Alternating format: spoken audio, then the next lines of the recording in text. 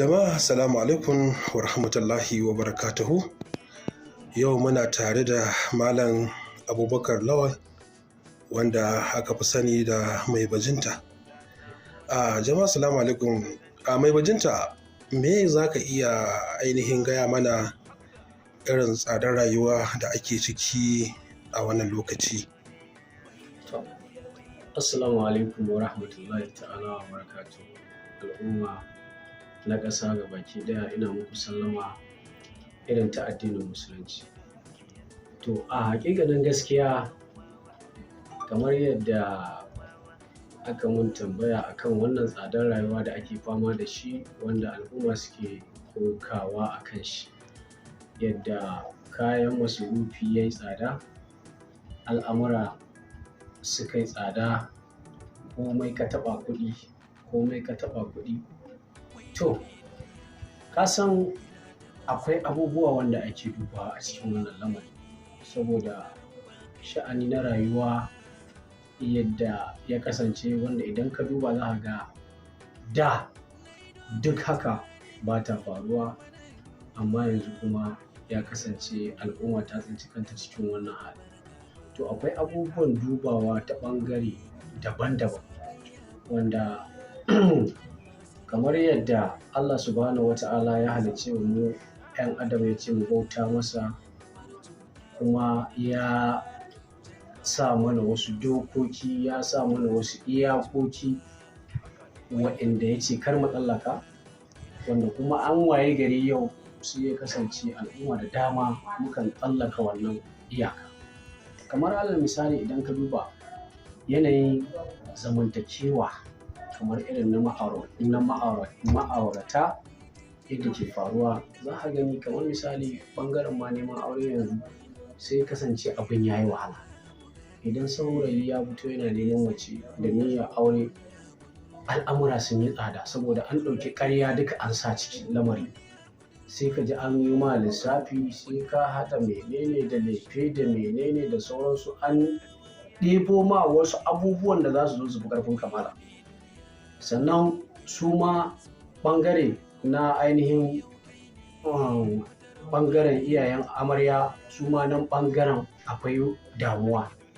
To wannan shi ke sa gani ko an zo an yi auren, sakamakon an sa ƙarya cikin lamari, ba abu sharaɗa yadda addini ya shar'anta ba, sai ga bayan an yi abu sai ga abin ya zo babu albarka, sai ga an tsinci kai cikin wani hali, saboda yadda ka nuna wa matarka a waje kafin ka kawo ta cikin gida, ka kawo ta cikin gida kuma ta ga ba haka bane ba. Wannan shi ke sa yayin da ka samu kanka cikin jarabta, sai ga wata ta kasa yin ainihin imani da wannan abin, ta kasa natsuwa, ta kasa yin tawakkali, sai ga wata ma ta shiga yawace, wata idan ka fita da zaran baka gida za ta iya fita ma ta je ta fara neman wasu mazajen a waje. To da wannan, da kuma idan ka duba za ka gani misali kamar yanzu wasu yadda mutane suke cikin mawuyacin hali, wani in ya sha wahala sai ka ji bai da aikin da zai yi, sai illa ya zauna ya yi ta zagin shugabanni. Alhalin kuma dukkan mu gaba ɗaya, tun daga kan shugabanni har zuwa mu talakawa, abin dubawa ne kowane ɓangare da laifi. Kowane ɓangare akwai masu laifi. Mu talakawa akwai inda muke da laifi, su ma shugabannin akwai inda suke da laifi. Ko ba haka, wanda idan da za ka duba kowane ɓangare, most especially abin da ke faruwa, da a ce yau mu talakawa za mu duba mu bi kamar yadda addini ya koyar da mu bi, yadda Allah ya ce mu yi, to za mu samu sauƙi a rayuwar nan da take faruwa. Misali, malamai sukan yi suna ta wa'azantarwa, suna ta faɗakarwa cewa duk tsananin da misali al'umma ta samu kanta, to yana da kyau wannan al'umma ta duba ita kuma me take aikatawa ubangijin da ya halicce ta. Kamar yanzu misali, zan buga maka misali, yanzu sai a ce kamar kana da gida guda biyu, wanda kai ɗan adam ne ma, misali ka buga wannan misali akan kanka da kai ɗan adam ne, sai aka ce kana da gida guda biyu, sai ya kasance daga ɗaya gidan da kake kana zaune a wannan gida, ka zuba mutane ɗaya gidan, ka ce ba ka son ko naira nasu, abin da kawai kake so idan safiya ta waye su share gida kuma su zauna lafiya, su mutunta juna. to sai kasance kuma daga gidan da kake akwai ruwa wanda ake kaiwa wancan gidan za kai ke kai musu, sannan hasafi ma abinci ka hana su su yi, kai ke ba su abincin da suke ci, amma kai kawai burin ka abin da kake so su yi su zauna lafiya da juna, su mutunta juna, kuma in safiya ta waye a share gida. To sai kasance waɗannan mutane sai ya zamanto ba sa zaman lafiya, kullum hayaniyarsu ita ke tada ka bacci. Sai ya kasance in ma suka yi shara suka tattaro sharan, madadin su tattara ta guri ɗaya su killace ta, sai su watso mata cikin gidanka. To ina ganin ai kaga in kai ke ba su ruwa daga gidanka, ai ba za ka ci gaba, in ma baka tashe su ba, ba za ka ci gaba da kawo musu wannan abincin da kake ba su, ba za ka ci gaba da ba su ruwa ba daga gidanka, ba za ka ci gaba da kunno musu wuta ba daga gidanka wanda za su rika amfani da ita don hidimar su ta yau da kullum. To kai dan adam ke balantana ma yau kana cikin duniyar nan, ga abin da Allah ya ce kai ba kai ba, baka tsaya kayi abin da Allah ya sa ka ba, sannan kuma sai ka ce lallai dole sai Allah ya ma abin da kake so. To wannan hali da ake ciki na rayuwa yana da kyau a ce jama'a duka gabaki ɗaya mu tashi mu miƙe da addu'a. Idan muka sa addu'a a gaba, Allah zai kawo mana ɗauki, kuma Allah zai mana maganin matsalar da take damu. Allah zai kawo mana ɗauki. Yanzu kamar misali, banda ma tsadar rayuwa, ga wannan kashe-kashe da ake fama da shi, wannan sace-sace na jama'a da ake, irin kidnapping haka da ke faruwa a doron ƙasa, musamman mu nan da arewacin Najeriya. Wannan ciwo da ke damun mu ba iya ciwo ɗaya ba ne, ciwoyuka ne da yawa wanda suke damun al'ummar mu ta nan arewa, misali ta nan Najeriya. Sai dai ga baki ɗaya albarkacin musulunci yana da kyau a ce duka al'umma muna kira, yana da kyau masallatai da unguwannai da gidaje ko ina, duk inda kake in Allah ya sa kin yi sallah, in Allah ya sa ka yi sallah, ka ɗaga hannu ka roƙi Allah ya kawo mana sauƙi ga baki ɗaya.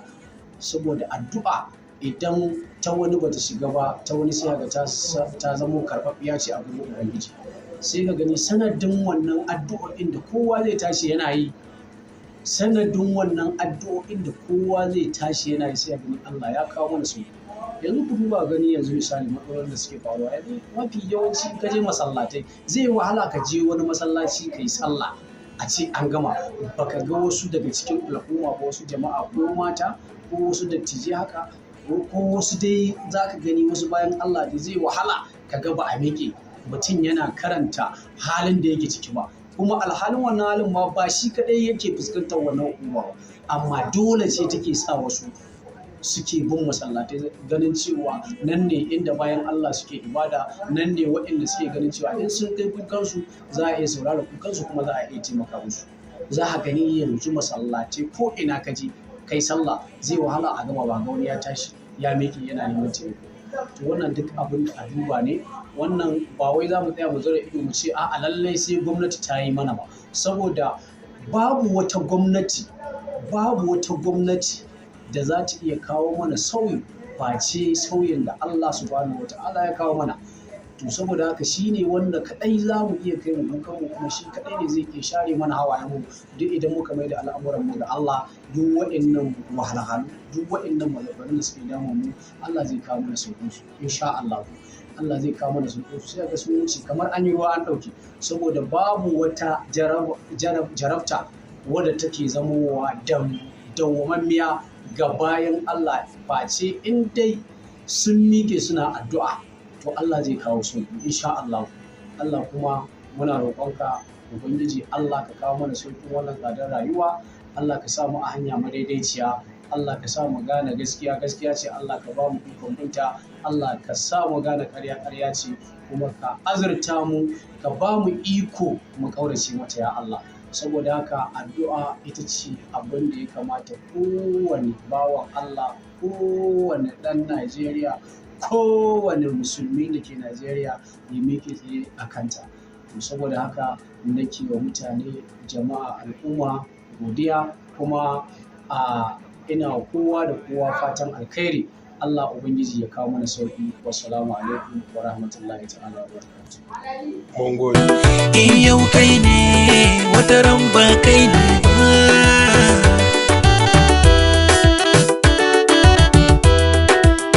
Komai rayuwa yana da ƙarshe 'yan uwa. Arziki da talauci Allah shi ke badawa. tawakkali lallai fa ka zama wawa. Mu roki Allah arziki kamar muna roƙon ruwa, Allah shi ke